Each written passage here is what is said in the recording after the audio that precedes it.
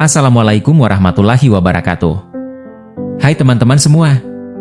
Kali ini saya ingin berbagi sebuah kisah yang sangat inspiratif dan, jujur saja, bikin saya merinding saat pertama kali mendengarnya.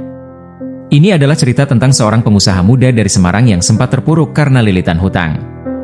Namun, apa yang terjadi selanjutnya benar-benar luar biasa. Coba bayangkan, Anda punya bisnis yang dulu begitu menjanjikan. Omzet besar, karyawan banyak, dan hidup terasa sempurna. Tapi dalam hitungan waktu yang tidak terlalu lama, semuanya hancur. Hutang mulai menumpuk. Orang-orang yang dulu mendukung mulai menjauh. Dan yang paling menyakitkan, tidak ada jalan keluar yang terlihat di depan mata.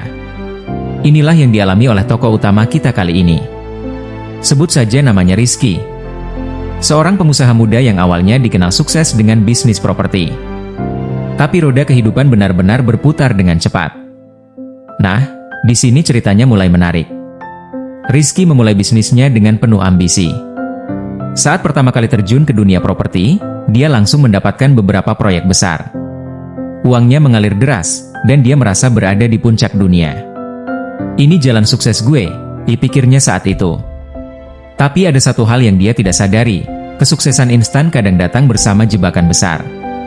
Salah satu jebakan itu adalah terlalu percaya diri. Rizky mulai mengambil proyek lebih besar dari kapasitasnya. Tanpa perhitungan matang, dia berani berhutang ke bank dengan nilai fantastis. Bahkan, dia menggadaikan beberapa aset penting untuk mengejar target ambisiusnya. Tapi, namanya bisnis nggak selalu mulus, kan? Pasar properti tiba-tiba lesu. Proyek yang dia kerjakan banyak yang tertunda. Investor mulai mundur satu persatu. Rizky yang awalnya merasa mampu mengendalikan segalanya mulai merasa kewalahan. Hutang dari bank terus menumpuk, sementara pemasukan makin seret. Dan disinilah titik terendah dalam hidup Rizky dimulai. Rizky pernah bercerita bahwa ada satu malam di mana dia benar-benar merasa hancur. Dia duduk sendirian di ruang tamu rumahnya yang hampir disita. Sambil memandangi tumpukan surat tagihan, dia menangis. Gue udah nggak tahu harus ngapain, katanya. Semua usahanya untuk bangkit selalu gagal. Dia bahkan sampai berpikir untuk menyerah saja, meninggalkan semuanya dan pergi entah kemana. Tapi justru di momen ini, sesuatu yang luar biasa terjadi. Saran ini datang dari seorang teman dekat Rizky. Awalnya, Rizky hanya menanggapinya dengan sinis. Gimana mau sedekah? Gue aja makan susah, katanya. Tapi temannya terus meyakinkan. Sedekah itu bukan soal jumlah, Ki. Ini soal hati. Kalau kamu niat, insya Allah ada jalan. Dan akhirnya, Rizky mencoba. Dia mulai dengan hal kecil. Setiap kali dia mendapatkan sedikit uang, entah dari pinjaman teman atau hasil pekerjaan sampingan, dia sisihkan sebagian untuk sedekah. Awalnya berat, apalagi ketika dia tahu uang itu sebenarnya lebih dia butuhkan untuk bayar hutang. Tapi lama-lama, Rizky mulai merasakan sesuatu yang berbeda. Proyek-proyek yang sebelumnya tertunda mulai bergerak kembali. Orang-orang yang dulu menjauh perlahan datang lagi menawarkan bantuan. Bahkan ada satu momen yang menurut Rizky benar-benar ajaib. Seorang investor lama yang sudah putus kontak tiba-tiba menghubunginya dan menawarkan kerjasama baru. Rizky tidak percaya ini semua hanya kebetulan. Dia yakin ada campur tangan Allah di balik semua ini. Dan sejak saat itu, Rizky semakin yakin untuk terus bersedekah. Setiap kali dia mendapatkan rezeki, dia selalu ingat untuk berbagi. Gue nggak akan lupa betapa hancurnya hidup gue dulu. Dan gue nggak mau sombong lagi, katanya. Teman-teman, di sini ada satu pelajaran besar yang bisa kita ambil. Sedekah bukan hanya tentang membantu orang lain, tapi juga tentang membuka pintu-pintu rezeki yang mungkin selama ini tertutup. Kalau Rizky bisa bangkit dari keterpurukan, kenapa kita tidak bisa? Buat kalian yang sedang merasa terpuruk atau kehilangan harapan, coba mulai dengan langkah kecil. Niatkan hati, dan mulai berbagi, sekecil apapun itu. Seiring waktu, kebiasaan sedekah yang Rizky lakukan mulai menjadi bagian dari hidupnya.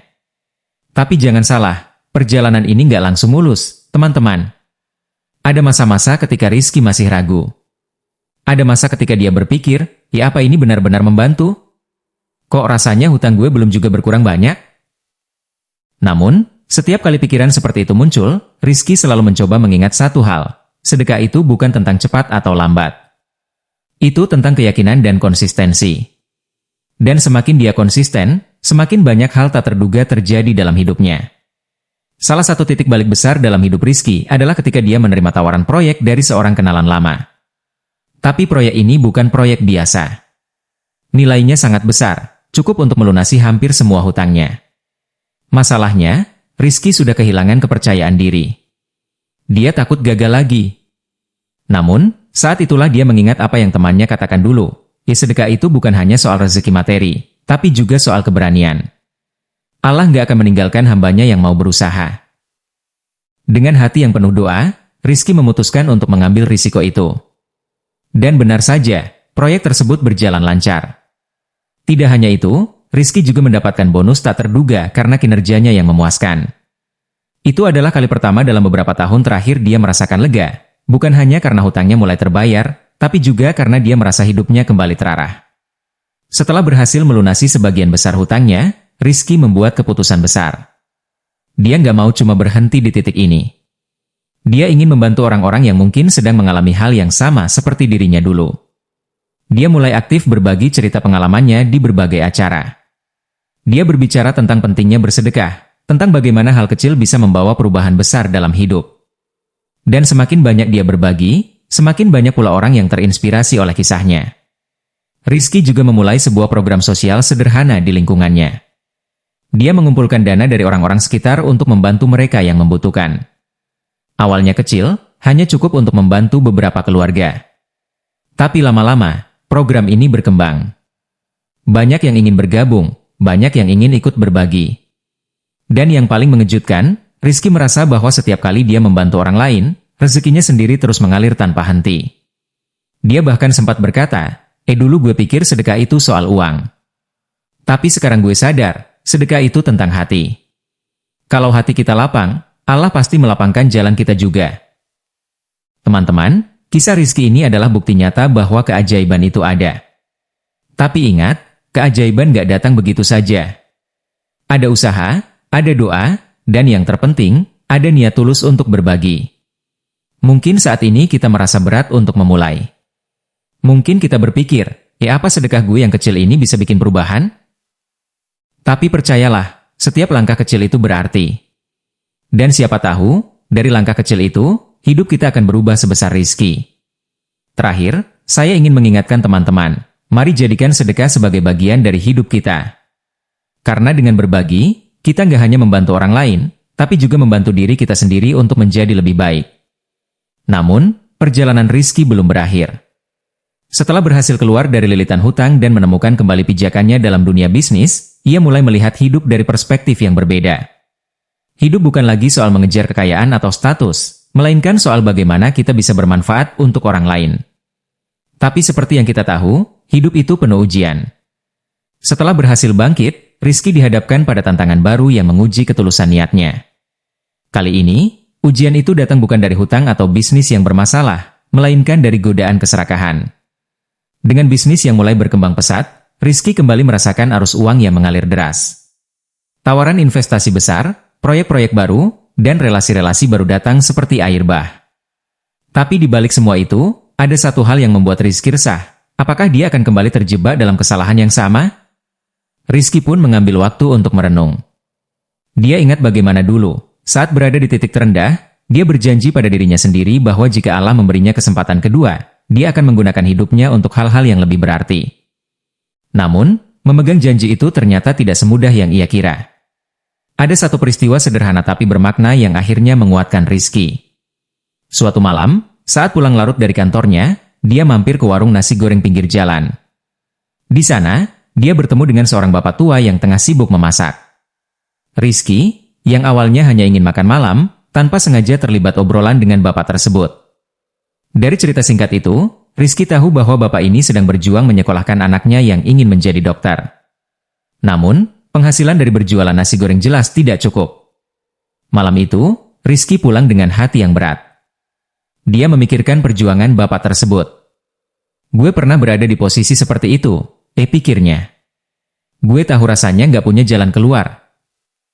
Keesokan harinya, Rizky kembali ke warung nasi goreng tersebut, tapi kali ini dia datang bukan untuk makan. Dia memberikan bantuan berupa uang tunai kepada bapak itu. Ini bukan cuma buat bantu, Pak, katanya.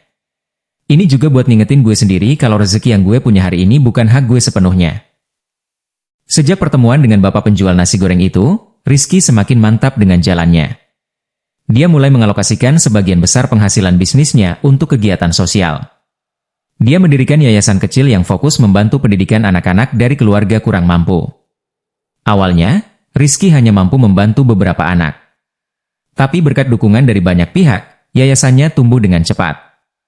Hari ini, yayasan tersebut telah membantu ratusan anak mendapatkan akses pendidikan yang lebih baik. Dan yang lebih luar biasa, Rizky merasa bahwa setiap kali dia memberi, rezekinya justru bertambah berkali lipat. Bisnisnya berkembang lebih pesat dari yang dia bayangkan. Gue selalu percaya, sedekah itu nggak pernah bikin kita miskin, katanya. Nah, teman-teman, dari cerita ini kita bisa belajar satu hal penting. Kesuksesan sejati bukan hanya soal berapa banyak yang kita miliki, tapi soal bagaimana kita menggunakan apa yang kita miliki untuk memberi dampak positif bagi orang lain. Rizky adalah bukti nyata bahwa ketika kita menanam kebaikan, kebaikan itu akan kembali kepada kita, seringkali dengan cara yang tidak terduga. Dan satu lagi, jangan pernah meremehkan kekuatan dari tindakan kecil. Bisa jadi, sedekah kita yang tampak sederhana hari ini adalah langkah pertama menuju keajaiban besar di masa depan. Namun, ada satu kejadian yang benar-benar mengubah pandangan Rizky tentang arti sedekah dan keberkahan hidup. Kejadian ini tidak hanya mengguncang hatinya, tetapi juga menyadarkannya bahwa semua yang dia miliki hanyalah titipan. Suatu hari, Rizky dihubungi oleh seorang ibu yang menangis terseduh-seduh. Ibu itu adalah salah satu tetangganya di kampung dulu, yang ia kenal sebagai sosok pekerja keras. Anaknya sedang sakit keras dan membutuhkan biaya operasi yang sangat besar. Rizky, tanpa berpikir panjang, langsung menawarkan bantuan. Tenang, Bu. Semua akan baik-baik saja. Saya akan bantu semampu saya, katanya. Tapi yang membuat Rizky terharu bukanlah permintaan ibu itu, melainkan responsnya setelah menerima bantuan. Ibu itu tidak berhenti mendoakan Rizky, bahkan berkata, semoga Mas Rizky selalu diberikan keberkahan oleh Allah. Karena doa kami setiap malam, Mas, adalah agar orang seperti Mas Rizky selalu dimudahkan. Malam itu, Rizky tidak bisa tidur. Dia merenungkan bagaimana sedekah kecilnya, yang mungkin tidak berarti apa-apa baginya, bisa mengubah hidup orang lain secara besar-besaran. Dia menyadari bahwa selama ini, dia lebih sering fokus pada apa yang dia terima daripada apa yang dia bisa berikan. Beberapa bulan setelah membantu ibu tersebut, Rizky mengalami hal yang tidak pernah dia duga. Bisnisnya tiba-tiba mendapatkan kontrak besar dari perusahaan asing. Nilainya sangat fantastis, jauh lebih besar dari proyek-proyek sebelumnya. Yang lebih aneh, Rizky tidak pernah mengajukan proposal ke perusahaan itu. Mereka justru yang datang kepadanya, mengaku terkesan dengan integritas dan track record bisnisnya. Ketika Rizky bertanya bagaimana mereka tahu tentang dirinya, salah satu direktur perusahaan itu menjawab, "Jika kami mendengar cerita tentang Anda dari orang-orang yang pernah Anda bantu. Anda adalah orang yang tidak hanya sukses secara bisnis, tapi juga secara moral." Rizky terdiam. Dia tidak menyangka bahwa perbuatan baiknya, yang dia lakukan tanpa pamrih, bisa membuka pintu-pintu rezeki yang bahkan tidak pernah dia bayangkan. Sekarang, Rizky tidak hanya dikenal sebagai pengusaha sukses, tapi juga sebagai inspirator bagi banyak orang. Dia sering diundang untuk berbicara di seminar-seminar tentang bisnis dan kehidupan. Pesannya selalu sama, dibantu orang lain tanpa pamrih. Karena ketika kamu membantu mereka, sebenarnya kamu sedang membantu dirimu sendiri. Rizky juga tidak pernah lupa dari mana dia berasal. Dia tetap rendah hati, tetap aktif membantu komunitas, dan terus mengingatkan dirinya bahwa semua yang dia miliki adalah titipan. Dia selalu berkata, "Jikalau kamu merasa hidupmu sulit, coba lihat lagi apa yang sudah kamu beri, bukan cuma apa yang kamu minta." Mungkin kamu terlalu fokus meminta, sampai lupa bahwa memberi adalah kunci dari semua itu. Teman-teman, kisah Rizky ini adalah pengingat bahwa hidup kita punya tujuan yang lebih besar daripada sekadar mengejar kekayaan atau kesuksesan pribadi. Ketika kita mulai berbagi, kita tidak hanya membantu orang lain, tapi juga membuka jalan bagi keberkahan dalam hidup kita sendiri. Sedekah itu seperti menanam benih. Awalnya mungkin kecil dan tidak terlihat hasilnya. Tapi jika dilakukan dengan konsisten dan tulus, benih itu akan tumbuh menjadi pohon yang besar, memberikan buah dan naungan bagi banyak orang. Jadi, jika saat ini kamu sedang merasa terpuruk, cobalah untuk mulai dengan langkah kecil. Bersedekah. Bukan hanya dengan uang, tapi juga dengan waktu, tenaga, atau bahkan senyuman. Karena terkadang, hal-hal kecil yang kita lakukan bisa membawa perubahan besar yang tidak pernah kita bayangkan. Bagikan cerita ini kepada teman dan keluarga kamu. Siapa tahu, kisah Rizky bisa menjadi motivasi bagi mereka yang sedang membutuhkan harapan. Dan jangan lupa, klik tombol subscribe untuk terus mendapatkan kisah inspiratif lainnya.